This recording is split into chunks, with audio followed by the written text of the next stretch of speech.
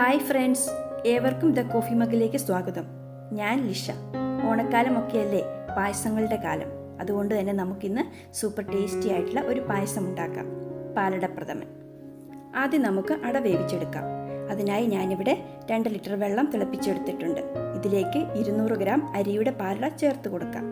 എന്നിട്ട് തീ ഓഫ് ചെയ്ത് 20 മിനിറ്റ് മൂടി വെക്കണം.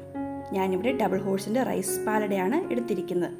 20 മിനിറ്റിന് ശേഷം വെന്ത് വന്ന അട വെള്ളത്തിലേക്ക് മാറ്റി 2-3 പ്രാവശ്യം കഴുകിയെടുത്ത് വെള്ളം മാർത്ത് മാറ്റി വയ്ക്കാം. അടുത്തതായി പാൽ തിളപ്പിച്ചെടുക്കണം. 2.5 ലിറ്റർ പാലാണ് ഞാനിവിടെ എടുത്തിരിക്കുന്നത്. ഇടയ്ക്കിടയ്ക്ക് ഇളക്കി കൊടുത്തുകൊണ്ടിരിക്കണം, ഇല്ലെങ്കിൽ പാട കെട്ടാൻ സാധ്യതയുണ്ട്.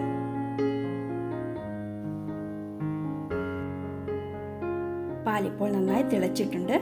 ഇനി നമുക്ക് പായസം ഉണ്ടാക്കാനുള്ള പാത്രത്തിലേക്ക് ഞാനിവിടെ ഉരുളിയാണ് എടുത്തിരിക്കുന്നത്. നമ്മൾ തിളപ്പിച്ച് വെച്ചിരിക്കുന്ന പാലിൽ നിന്ന് 3/4 ലിറ്റർ പാൽ ഒഴിച്ചു കൊടുക്കാം. ഒന്ന് ഇളക്കിയതിന് ശേഷം ഇതിലേക്ക് തിളപ്പിച്ച 300 ml വെള്ളം ചേർത്ത് കൊടുക്കാം. കൂടെ തന്നെ നമ്മൾ നേരത്തെ വേവിച്ച് വെച്ചിരുന്ന അരിപ്പാലടയും കൂടി ചേർത്ത് കൊടുക്കണം.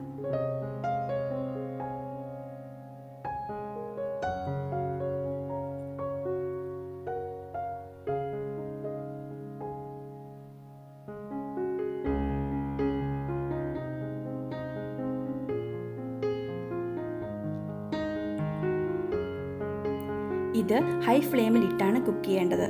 തുടർച്ചയായി ഇളക്കി കൊടുത്തുകൊണ്ടിരിക്കണം. ഇങ്ങനെ ഒരു 10 മിനിറ്റ് കുക്ക് ചെയ്യണം.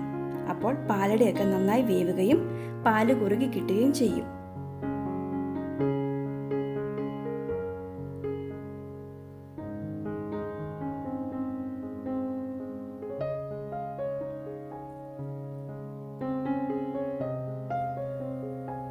പത്ത് മിനിറ്റിന് ശേഷം ബാക്കിയുള്ള പാലും കൂടി ഇതിലേക്ക് ചേർത്ത് കൊടുക്കാം.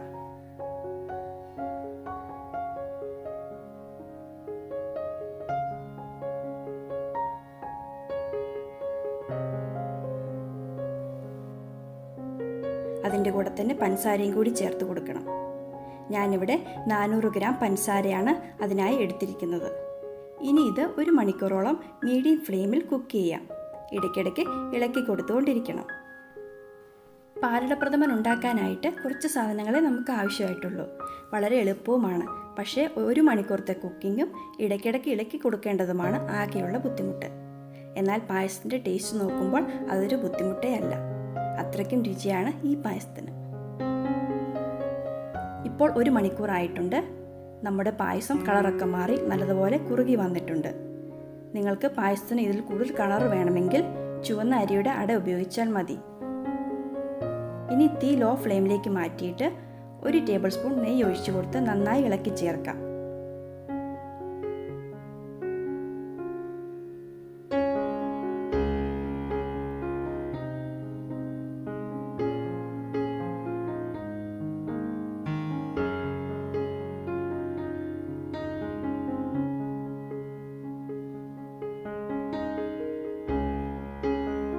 അടുത്തതായി 1 ടീസ്പൂൺ ഏലക്ക പൊടിച്ചതും കൂടി ചേർത്ത് ഇളക്കാം.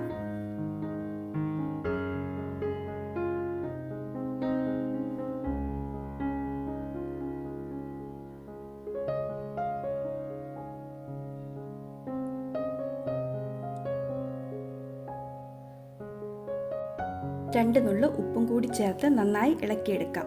എന്നിട്ട് തീ ഓഫ് ചെയ്യാം.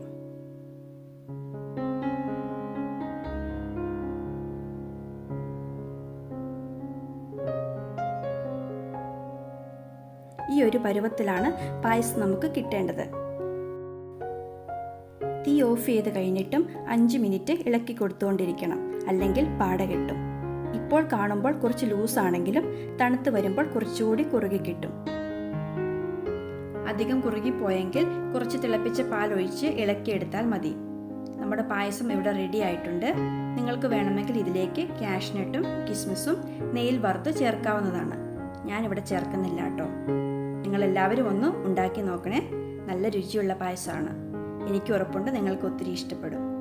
അപ്പോൾ ഈ വീഡിയോ ഒന്ന് ലൈക്ക് ചെയ്യാനും ഷെയർ ചെയ്യാനും ഈ ചാനൽ സബ്സ്ക്രൈബ് ചെയ്തിട്ടില്ലാത്തവർ സബ്സ്ക്രൈബ് ചെയ്യാനും മറക്കല്ലേ.